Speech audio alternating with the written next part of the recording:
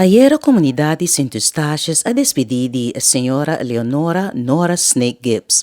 Miss Nora a regressar a Saint Eustáchios na 1987 e a iniciar sua carreira como um empregado público.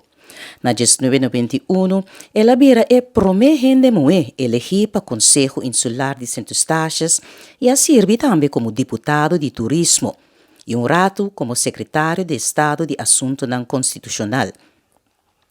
Também ela representa a Central Hypothek Bank na Saint Eustáchios. Estava da Promesse Station para abrir seu próprio hotel e também iniciar seu próprio partido político. Sem dúvida que estava um membro respeitado e super ativo de The Lions Club Saint Eustáchios. Deputado Alida Francis avisa que seu logro não como servidor de pueblo está inigual e seu lugar na história de Saint Eustáchios está segura e sua dedicação como voluntário não por quita. Hope estava nang incluso cidadano nang imandatário nang de outro isla nang também presente na Baía Saint Eustáchios para pôr na honor e respeito na vida de senhora Nora e winner a hasta pone vuelo nang extra para pôr acomodar nang viaje. Senhora Nora Drumidushi.